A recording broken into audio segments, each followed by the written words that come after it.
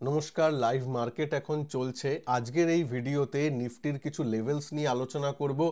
আজকে যে এতটা পতন হয়েছে, প্রায় নিফটিতে 350 পয়েন্টের পতন, এটা কি আবার যে দুদিন একটু ঠিক হয়ে গেছিল মার্কেট, তারপর কি আবার পতনের নতুন শুরু? এবং এই পতনটা যদি অনেক বেশি হয় তাহলে কি মার্কেটে আবার ধস নামতে পারে, সেটা নিয়ে আলোচনা করব, নাকি মোটামুটি ভয় পাওয়ার কিছু নেই তা নিয়ে।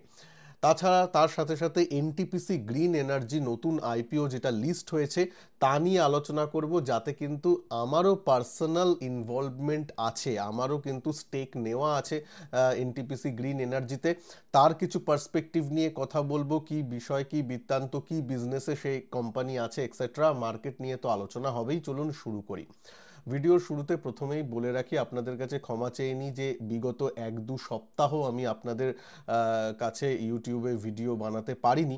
আমি এবং আমার ফ্যামিলি এই সময় জানেন ফ্লু চলছে, ফ্লু সিজন, তো ফ্লুতে অনেকটা ডাউন ছিলাম। প্রচণ্ড জ্বর ফিভার ছিল 104-105 ডিগ্রি, যেটা এবং আমার পরিবারের প্রায় সবাই আক্রান্ত হয়েছিল, আমিও ছিলাম। একটা মানসিক এবং শারীরিক দুরকম চাপই ছিল। তো তার জন্যে 2-3 সপ্তাহ আমি আপনাদের কাছ থেকে মানে অ্যাবসেন্ট ছিলাম, ভিডিও বানাতে পারিনি, তার জন্যে ক্ষমা চেয়ে নিচ্ছি। তবে এখন আমি অনেকটাই সুস্থ, পরিবারও রিকভার করে নিয়েছে, সুতরাং এখন থেকে আবার রেগুলার ভিডিও আপনারা পাবেন যেমন আগে পাচ্ছিলেন। আম, ঠিক আছে, এবার শুরু করি। ব্যাপারটা দেখুন কি হয়েছে। এই কদিনে আমিও তেমন মার্কেটে ট্রেডিং করিনি, যেহেতু করতে পারিনি, কিন্তু মার্কেটে যে উপর থেকে নিচের দিকে আসছে সেটা তো আপনারা জানেনই। এই পতনটা অনেক দিন থেকেই চলছে। যদি উপর থেকে আমরা দেখি, উপর থেকে প্রায় ও কারেক্ট করেছিল 11%-এর মতো, নিফটি কারেক্ট করেছিল, এবং যথারীতি টেকনিক্যাল অনুযায়ী একটু টু ডেইলি চার্টে 200 ডেজ মুভিং অ্যাভারেজকে, মোটামুটি 23,300 এই লেভেলটাকে ও সাপোর্ট হিসাবে মনে করে সেখানে একটু কিছুদিন ঘুরফেরা করে কিন্তু সেখান থেকে একটা ভালো বাউন্স দেয়।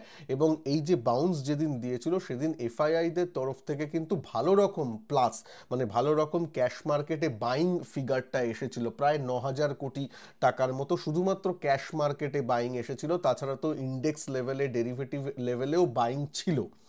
তো তারপর থেকে মনে হচ্ছিল যেন সব ঠিক হয়ে গেছে। তারপর এই 2-3 দিন একটু ঘুরঘুরা করেছিল। আজকে যে পতনটা হলো, বা আজকে যে প্রায় 1.5%-এর মতো যে বাজার নিচে, সেটা কিন্তু একটু কনসার্ন। যদিও আজকে আমি কিন্তু একটা বেনিফিট অফ ডাউট মার্কেটকে দিতে চাই, কারণ আজকে বৃহস্পতিবার, একটু এক্সপায়ারি দিন, এক্সপায়ারির কিছু নিজস্ব প্লাস মাইনাস কিছু থাকে, position liquidation, position creation etcetera থাকে। সুতরাং আজকে একটা বেনিফিট অফ ডাউট কিন্তু মার্কেটকে দেওয়া যায়। তাই জন্য আজকে দেখুন উপর থেকে এখানে এই লেভেলটা একটু টেকনিক্যাল টার্মে একটু রেজিস্ট্যান্স, কেন এখানে ঘুরফেরা করেই ও নিচে নেমেছে, যেটা 24,500 থেকে 24,400 এই জোনটার দিকে কিন্তু নজর রাখবেন। এটা কিন্তু এখন সামনে রেজিস্ট্যান্স জোন, এবং এই রেজিস্ট্যান্স জোনের সামনে থেকে ও আজকে নিচে নেমেছে। এইবার খারাপ কোথায় হবে আর কি হতে পারে সেটা নিয়ে একটু আলোচনা করি। খারাপ তখন হবে যখন এই পতনটা, এই যে আজকে ধস নামলো, সেটা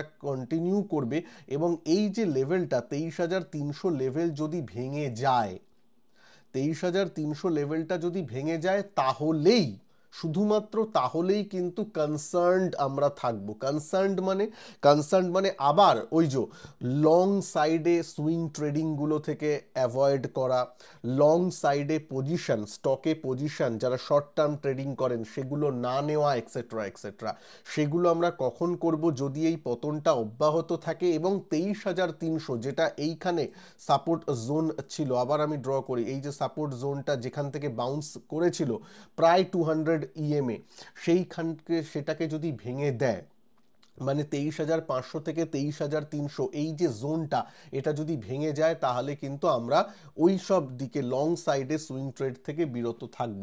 কিন্তু যদি দেখা যায় যে ঠিক আছে, একদিন একটু নেগেটিভ এলো, এইসব জায়গায় একটু ঘোরাফেরা করছেও, মানে লোয়ার লোয়ার তৈরি করছে না, এই যে লোটা এইটাকে আর ভাঙছে না, তখন কিন্তু, তাহলে কিন্তু ইজ ওকে, মানে তাহলে কিন্তু মার্কেটে মানে বলা যেতে পারে যে এইখানে একটা নিয়ার টার্ম বটম তৈরি হয়েছে। সুতরাং এখন কিন্তু খুব ক্রিটিক্যাল, যারা একটু মডারেট রিস্ক নিতে পারেন, মানে যারা বেশি রিস্ক নিতে চান না, তাদের এই সময়টা ওয়েট অ্যান্ড ওয়াচ করা উচিত। উপরের দিকে 24,500 থেকে 24,400, আর নিচের দিকে 23,300, এই 1000 পয়েন্টের যে একটা ব্যাপার নিফটিতে, সে তার ভেতরে যদি থাকে তাহলে কোনো দিকেই সেই অর্থে ডিসিসিভলি ট্রেড না নেওয়াই ভালো নিফটির কথা বলছি। কিন্তু ইন্ডিভিজুয়াল স্টকগুলো যদি নিফটি এর মধ্যে থাকে তাহলে দেখবেন ইন্ডিভিজুয়াল স্টকগুলো ভালো করছে, মানে মিড ক্যাপ স্মল ক্যাপ। আজকেও যদি দেখেন mid cap small cap index কিন্তু বেশি পড়েনি, যেখানে নিফটি প্রায় 1.5-2% মতো মাইনাস, সেখানে কিন্তু মিড ক্যাপ স্মল ক্যাপে এতটা ফল আসেনি। তার জন্যই যদি দেখেন আপনি যেগুলো একটু বাড়ে, যেমন ভারত হেভি ইলেকট্রিক্যাল, তারপর টিটাগড় রেলওয়ে, আপনার বিইএল, তারপর হ্যাল, এই যেগুলো মোমেন্টাম স্টক, সেগুলো কিন্তু আজকেও পজিটিভে দাঁড়িয়ে আছে, যেহেতু mid cap small cap index পড়ছে না। তাই জন্য বলছি এটা ওয়ান অফ এফআইআইদের যে লার্জ ক্যাপে সেলিং সেটা হতে পারে, তার জন্য হয়তো পড়েছে। এবং মানে এখনই খারাপ হয়ে গেছে সব কিছু, এখনই বলার সময় এখনও আসেনি, যদি না 23,300 ভাঙে। 23,300 এই লেভেলটা যদি ভেঙে যায়, বা 23,500, 23,300 এই লেভেলে এসে ঘোরাফেরা করে, তার মানেই ও লেভেল ভাঙার জন্য রেডি হচ্ছে। সেক্ষেত্রে কিন্তু আমাদের আবার কশাস বা অ্যালার্ট হয়ে যেতে হবে। Short term swing trade long side থেকে অ্যাভয়েড করতে হবে। আবার আমি বলে দিচ্ছি, যদি ওই লেভেলটা ভাঙে, উপরের দিকে কখন আরেকটু ভালো হয়ে যাবে আমি মনে করি বাজার ওভারঅল মার্কেট, সেটা 24,400 থেকে 24,500 এই জোনটাকে ক্রস করতে হবে। এই জোনটা যদি ক্রস করে যায়, তখন আমাদের স্টপ লস, নতুন স্টপ লস 24,400-তে চলে আসবে, এবং তারপর কিন্তু মার্কেট আবার 25,200 এই লেভেলটাকে চ্যালেঞ্জ করার জন্য রেডি হয়ে যাবে। সুতরাং উপরের দিকে আর নিচের দিকের এখন কিন্তু লেভেল নিফটিতে একদম ক্লিয়ার। ঠিক আছে, মোটামুটি এটা বোঝা গেল।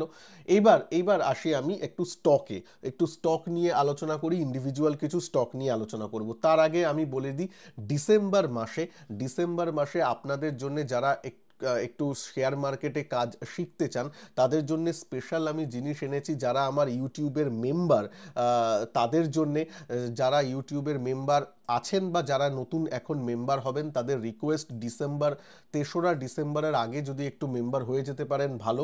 কারণ 3রা ডিসেম্বর থেকে আমি প্রতিদিন মেম্বারদের জন্য লাইভ মার্কেটে আসবো। লাইভ মার্কেটে আমি নিজের, যেমন I M a professional tedder, তো আমি যেভাবে ট্রেড সেট আপগুলোকে প্ল্যান করি, যেভাবে ট্রেড করি, যেভাবে টেকনিক্যাল অ্যানালিসিসগুলো করি, যেভাবে মানি ম্যানেজমেন্টগুলো করি, সেগুলো লাইভ আপনারা মার্কেটে দেখার সুযোগ সুবিধা পাবেন, দেখে শিখতে পারবেন। যারা এখানে ট্রেড কপি করতে আসবেন তাদের জন্য এই সেশনগুলো একদমই নয়, তারা কিছু শিখতে পারবেন না বলেই আশা করি। কিন্তু যারা সত্যিকারের ট্রেডিং ব্যাপারটাকে সিরিয়াসলি নিতে চান, যারা জানতে চান, বুঝতে চান যে কিভাবে একটা ট্রেড প্ল্যান করতে হয়, কিভাবে এক্সিকিউট আমি করি, কিভাবে লাইভ মার্কেটে তার পরের দিনের জন্য প্ল্যানটা আগের দিন কষে নিয়ে যাই, সেই ব্যাপারগুলো যদি দেখতে বুঝতে চান, তাহলে ডিসেম্বরে প্লিজ জয়েন করে নেবেন মেম্বারশিপ।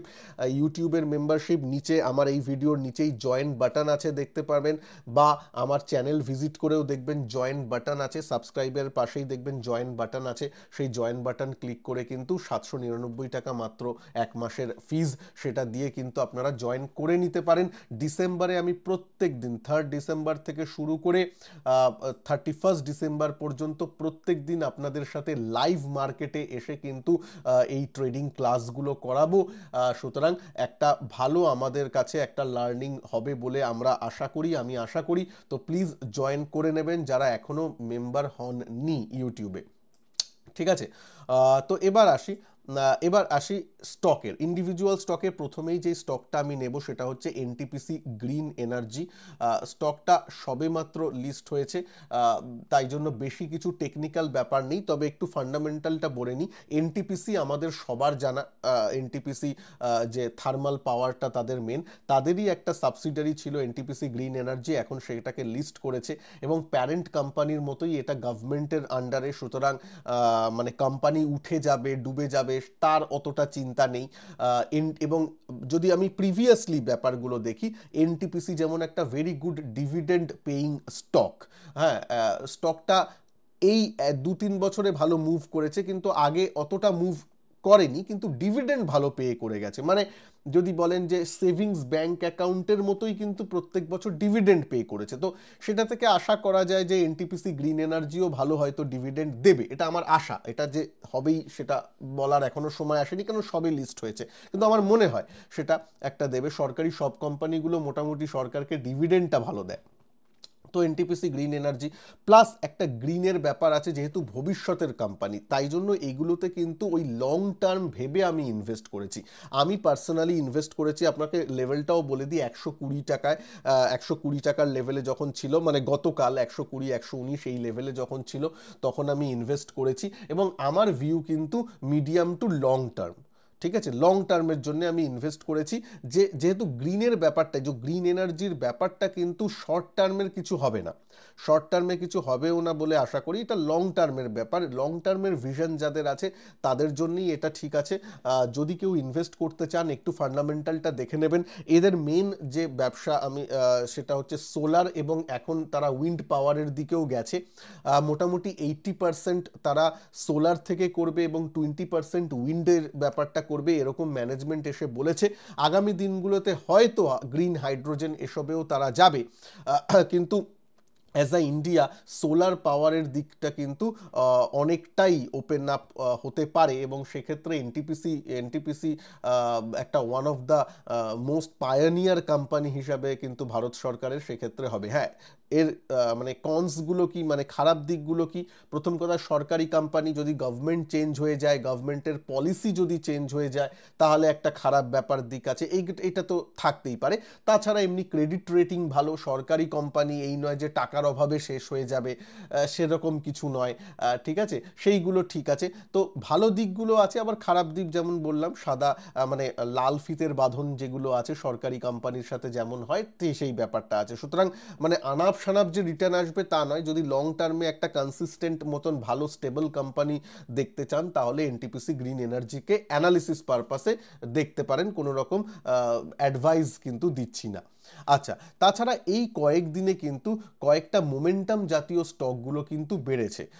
যেমন ধরুন আপনি ভারত ডাইনামিক্স, মানে একটু যুদ্ধর যে কোম্পানিগুলো, হ্যাল, এইগুলো বেড়েছে। তারপর আবার নতুন করে এখন বেড়েছে আপনার হার্ডকো, ভালো করেছে, 200 টাকায় চলে এসেছিল, সেখান থেকে 226 টাকায় চলে এসেছে। তারপর আপনার Mazagon dock ship builder, Cochin shipyard, এগুলো বেড়েছে। দেখুন, আমি আমি আমি আপনাদের অনেক দিন আগেই বলেছিলাম, যখন নিচের দিকে আসে, মানে বাজার যখন উপর থেকে নিচের দিকে পড়ে, কোন স্টকগুলো পড়বে, যেগুলো ভালো রিটার্ন দিয়েছে সেগুলো থেকেই মানুষ আগে প্রফিটটা বুক করবে। কারণ কোচিন শিপইয়ার্ড এগুলো 3-4 গুণ হয়ে গেছে রিসেন্টলি, হ্যাঁ, কয়েক বছরে, তো তার থেকে একটু প্রফিট বুকিংটা হবে, সুতরাং তারা পড়বেও একটু বেশি।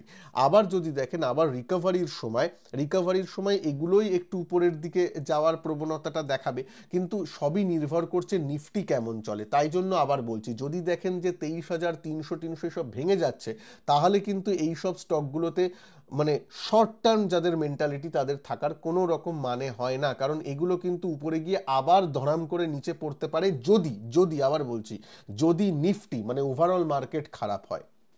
এইদিকে কিন্তু নজর রাখবেন। উপর থেকে যদি দেখেন, উপর থেকে কারেক্ট করেছে কোচিন শিপইয়ার্ড প্রায় 56%, মানে 60%-এর মতো কারেক্ট করেছে।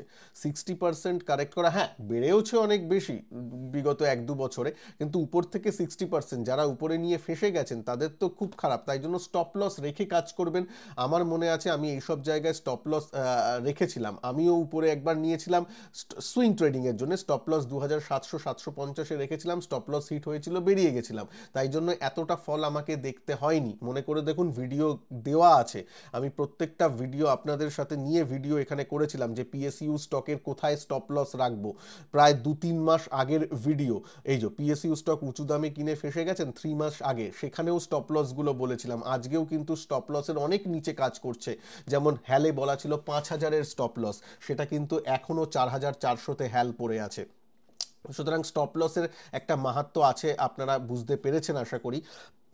সুতরাং স্টপ লস রেখে কাজগুলো করবেন যারা শর্ট টার্ম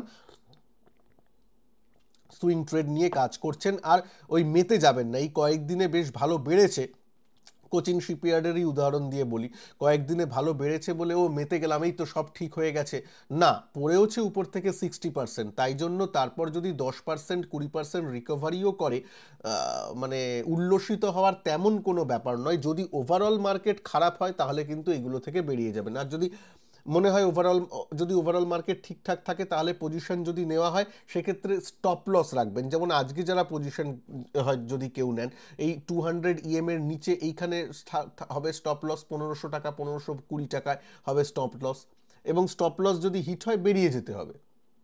হ্যাঁ, যদি হিট না হয় ঠিক আছে, মানে এনজয় দ্য র্যালি, যারা ট্রেডিংয়ের জন্য নিচ্ছেন, ঠিক আছে।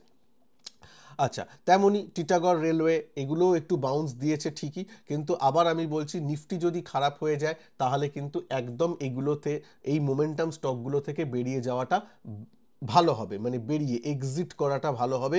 যদি নিফটি ওই 23,300 আজকে যে পড়েছে এই পতনটা কন্টিনিউ নিচের দিকে থাকলে, বারবার বলছি, মনে হবে এক কথা বারবার বলছি, কেন বলছি, যার টাকা ফাঁসে সেই শুধুমাত্র বোঝে। কিন্তু দেখুন এখানে আছে, আজকে টিটাগড়ও মানে রেজিস্ট্যান্সে আছে, সুতরাং এখন নেওয়ার মানে হয় না। যদি রেজিস্ট্যান্স ক্রস করে, স্টে করে, এবং আপনার নিফটিও তখন ভালো থাকে, 24,000 মানে ওই 23,300কে ডিফেন্ড করে, 24,400 এইসবের কে ক্রস করে স্টে করছে, তখন এইসবে মোমেন্টাম স্টকগুলোকে আবার দেখা যায়। আপাতত কিন্তু অ্যাভয়েড, ঠিক আছে, আপাতত কিন্তু এখনও দেখার সময় এসেছে। নিচে থেকে যেহেতু, উপর থেকে যেহেতু এগুলো প্রত্যেকটা স্টকই প্রায় 30% 40% কারেক্ট হয়েছে, সেহেতু তারপর 10-20% মানে একটা বাউন্স দিতেই পারে। তা বলে সব কিছু ঠিক হয়ে গেছে তা নয়। হার্ডকোর কথা বলি, আপনাদের প্রিয় স্টক হার্ডকো, উপর থেকে দেখুন, উপর থেকে যদি আমি দেখি, উপর থেকে অনেকটা কারেক্ট হয়েছে হার্ডকো, প্রায় উপর থেকে যদি দেখেন নিচে 45% কারেক্ট হয়েছে। তো 45% কারেক্ট হওয়ার পর নিচ থেকে এবার যে এইটুকুনি 10%, 200 টাকা থেকে 220 টাকা 30 টাকায় গেছে, মানে 10-15% বাউন্স কি মানে দেবে না? এগুলো দিতেই পারে, যেহেতু মার্কেটটাও ভালো হয়েছে, মার্কেটও নিফটিও প্রায় 500-600 পয়েন্টের র্যালি এই 2-3 দিনে দিয়েছে। তাই জন্য তো সেই পার্সপেক্টিভে আপনাকে দেখতে হবে। মার্কেট যখন, ওভারঅল মার্কেট খারাপ হয়ে গেলে এই স্টকগুলো থেকে কিন্তু এক্সিট করাটাই বেটার বলে আমার পার্সোনালি মনে হয়। আবার মার্কেট ঠিক হলে আবার দেখা যাবে। সুতরাং এই ব্যাপারটা মাথায় রাখবেন। ভিডিওকে ভালো লাগলে একটু লাইক করে দেবেন, আর আপনাদের কোনো স্টক নিয়ে প্রশ্ন থাকলে নিশ্চয়ই নিচে র্যাগ করবেন। এবার তো আমি এসে গেছি, আমি নিশ্চয়ই আপনাদের সেই স্টকগুলোকে কভার করব।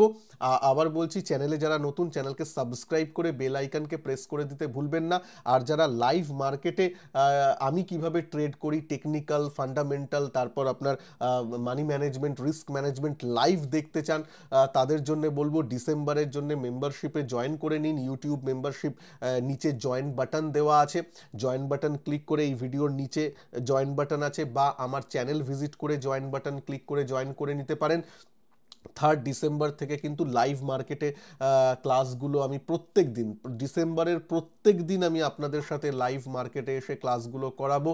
সেখানে লাইভ আপনারা দেখতে পারবেন, অ্যানালিসিসগুলো আমি কিভাবে করি। আশা করি একটা ভালো লার্নিং পাবেন, জয়েন করে নিতে পারেন। ভালো থাকবেন সবাই, নমস্কার, জয় হিন্দ, বন্দে মাতরম।